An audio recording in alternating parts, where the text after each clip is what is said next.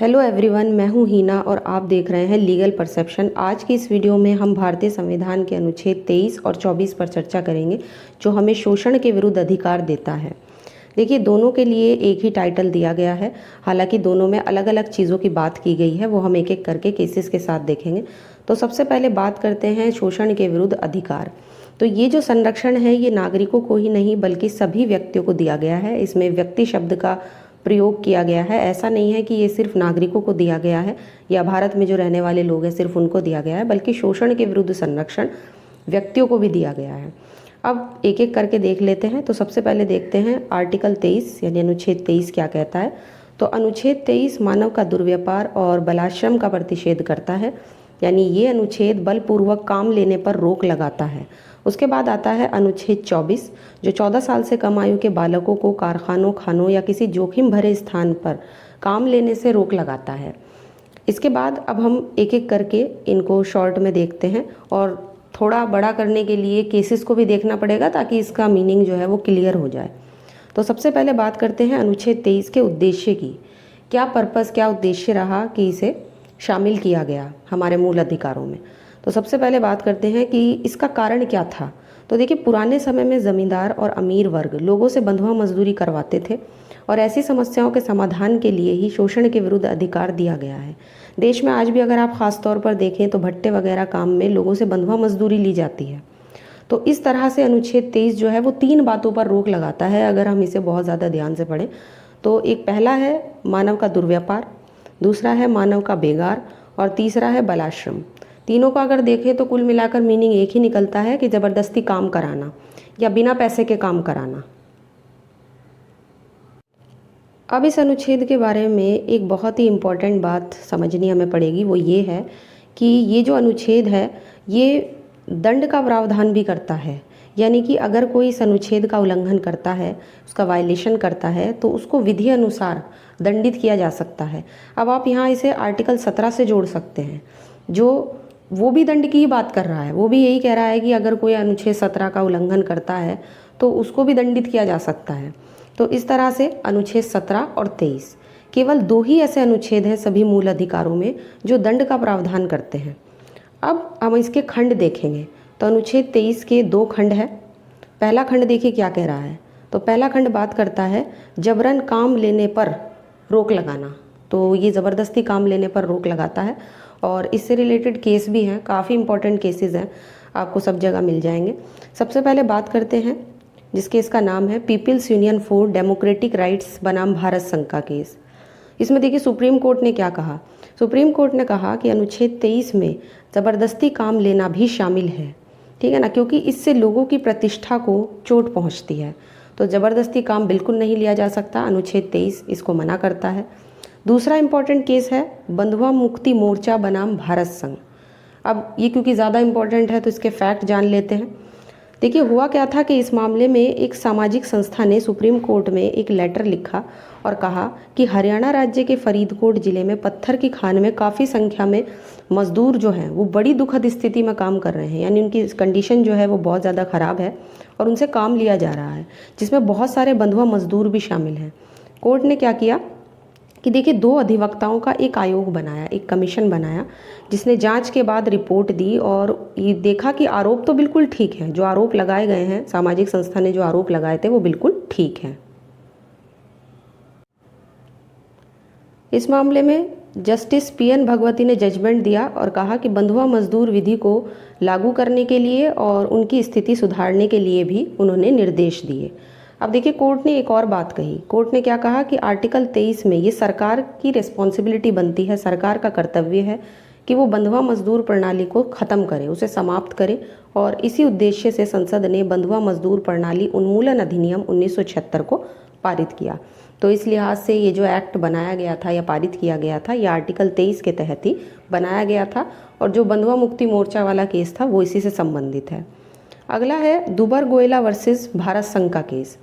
इसमें भी देखिए कोर्ट ने क्या कहा है कि अनुच्छेद 23 में भले ही दास प्रथा शब्द का प्रयोग ना किया गया हो या जिक्र ना किया गया हो, लेकिन ये जो आर्टिकल है ये दास प्रथा पर भी रोक लगाता है। पहले समय में आपने सुना होगा दास प्रथा बहुत ज़्यादा प्रचलन में होती थी, तो उसी पर रोक लगाने के लिए दास प्रथा को भी इसमें शामिल किया गया है।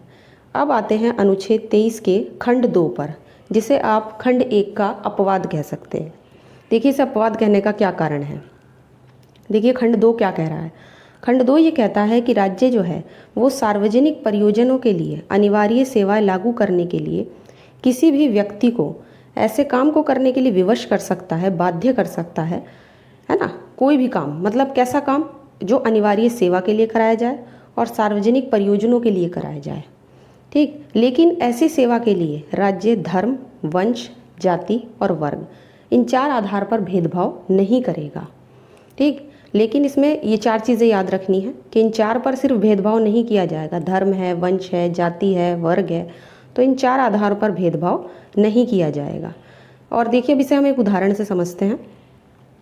देखिए उदाहरण के तौर पर मान लीजिए राज्य जो है वो लिंग के आधार पर, लिंग शब्द का इसमें यूज़ नहीं किया गया है, इसका मतलब राज्य लिंग के आधार पर भेदभाव कर सकता है।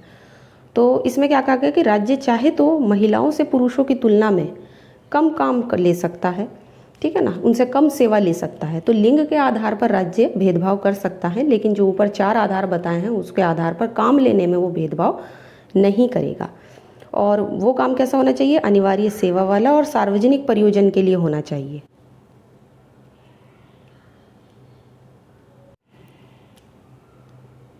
संसद ने अनुच्छेद 23 में अपनी शक्ति का प्रयोग करते हुए ही अनैतिक दुर्व्यापार निवारण अधिनियम 1956 पारित किया। ध्यान रखना है कि अनुच्छेद 23 के तहत ही अभी 2 अधिनियम पारित हो चुके हैं। एक ऊपर था बंधुआ मजदूर प्रणाली वाला और एक ये है जिसे इंग्लिश में इमोरल ट्रैफिक प्रिवेंशन एक्ट भी कहा गया है, ठीक है ना। तो इस तरह से इस अधिनियम से निम्नलिखित पर रोक लगाने का प्रयोग किया गया है। देखिए किस किस चीज़ पर खास तौर पर इसमें रोक लगाने की कोशिश की गई है। सबसे पहले पुरुषों और महिलाओं या बच्चों को खरीदना और बेचना, दास जैसा कि हमने पढ़ा, देवदासी प्रथा जो पहले होती थी, और वेश्यावृत्ति। तो इन सब पर रोक लगाने का ही प्रयास अनुच्छेद 23 करता है और काफ़ी इम्पोर्टेंट है। अब आगे बढ़ते हैं और अनुच्छेद 24 भी देख लेते हैं, और इसमें भी एक बहुत ही इम्पोर्टेंट केस लेकर हम चर्चा करेंगे। सबसे पहले देखते हैं अनुच्छेद 24 किस चीज़ की बात करता है। तो अनुच्छेद 24 कहता है कि 14 साल से कम आयु के बच्चों को कारखानों, खानों या जोखिम भरे स्थानों में काम पर नहीं लगाया जाएगा। देखिए काम पर लगाने से ये रोक लगाता है।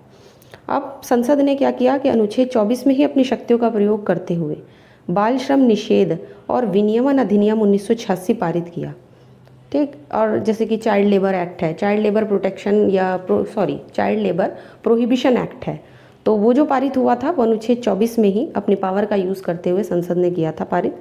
और 2016 में इस एक्ट में संशोधन किए गए, और संशोधन करने के बाद देखिए जो बाल श्रम वाला 1986 वाला अधिनियम था, ये 14 साल से कम आयु के बच्चे को काम पर लगाने से रोक लगाता है, लेकिन 2016 वाला जो अधिनियम था वो 14 से लेकर 18 साल तक के किशोरों को खतरनाक काम में लगाने पर रोक लगा रहा है। तो यहाँ पे 14 से 18 साल तक के किशोर को भी काम पर नहीं लगाया जा सकता, किसमें, 2016 के संशोधन वाले अधिनियम में। अब इसके लिए एक बहुत ही इम्पोर्टेंट केस का नाम है MC मेहता बनाम तमिलनाडु राज्य। इस मामले में क्या होता है कि एक अधिवक्ता और सामाजिक कार्यकर्ता थे MC मेहता, जिन्होंने सुप्रीम कोर्ट में एक केस फाइल किया कि दक्षिण भारत के शिवकाशी में दिया सलाई और पटाखा बनाने वाले कारखानों में हज़ारों की संख्या में बच्चे बड़ी ही बुरी स्थिति में काम कर रहे थे, यानी उनकी स्थिति बहुत ज़्यादा ख़राब थी। पटाखा बनाने की फैक्ट्री में वो लोग काम करते थे। अब देखिए इस केस में कोर्ट ने इस बात को बड़ा सीरियसली लिया और कुछ गाइडलाइंस जारी की, कुछ दिशा निर्देश जारी किए। अब वो दिशा निर्देश क्या थे ये देख लेते हैं। तो इसमें पहली चीज़ थी कि बच्चों को बाल श्रम, यानी कि बच्चों के लिए जो बाल श्रम पुनर्वास निधि है, ठीक है ना, जो चाइल्ड लेबर रिहेबिलिटेशन फंड है, उसकी स्थापना की जाएगी, जिसमें हर बच्चे के लिए 20,000 प्रतिकर के रूप में, कंपनसेशन के रूप में जमा किए जाएं और उसका प्रयोग बच्चे के पुनर्वास के लिए किया जाए। नंबर 2 था, सरकार को निर्देश दिए कि बच्चों के परिवार के एक वयस्क को कारखाने में या कहीं दूसरी जगह पर नौकरी दी जाए। तीसरा था कि बच्चों के लिए कल्याण कोष में कम से कम 5,000 रुपये जमा किए जाएं, यानी कि चाइल्ड वेलफेयर फंड में 5,000 रुपये बच्चे के लिए जमा किए जाएं। चौथा था, जमा रकम पर मिले ब्याज को बच्चे की शिक्षा पर खर्च किया जाए, जो काफ़ी इम्पोर्टेंट है, शिक्षा तो होनी ही चाहिए। उसके बाद अगली चीज़ है कि ऐसी रकम की जो निगरानी, देखिए कौन करेगा, ऐसी रकम की निगरानी के लिए जिलाधीश इंस्पेक्टर के द्वारा की जाएगी। तो जिलाधीश इंस्पेक्टर को इन्होंने कहा है कि उस रकम की निगरानी जो जमा की जाती है वो जिलाधीश इंस्पेक्टर के द्वारा की जाएगी। और सबसे ज़रूरी बात कि बच्चों के से बस सिर्फ 4 से 6 घंटे ही काम लिया जाएगा, जिसमें से 2 घंटे जो हैं वो उसकी शिक्षा पर खर्च किए जाएंगे। अब हम दोनों ही आर्टिकल के केसेस देख लेते हैं, शॉर्ट में देखेंगे। जैसे अनुच्छेद 23 के केस थे people's union for democratic rights बनाम भारत संघ, दूसरा केस था बंधुआ मुक्ति मोर्चा बनाम भारत संघ, और तीसरा था दुबर गोयला बनाम भारत संघ। और अनुच्छेद 24 में हमने सिर्फ एक ही केस पढ़ा है क्योंकि यही इस आर्टिकल के हिसाब से काफ़ी इम्पोर्टेंट था। केस का नाम था MC मेहता बनाम तमिलनाडु राज्य। तो ये था अनुच्छेद 23 और 24 पर हमारा केसेस के साथ एक ओवरऑल डिस्कशन। और अगर आप इस वीडियो लेक्चर की PDF लेना चाहते हैं तो आप हमारे लीगल परसेप्शन चैनल के टेलीग्राम से ले सकते हैं। और मैं आशा करती हूँ वीडियो आपको पसंद आया होगा। और वीडियो अगर आपको पसंद आया है तो आप वीडियो को लाइक कीजिए, शेयर कीजिए और हमारे चैनल को सब्सक्राइब ज़रूर कीजिए।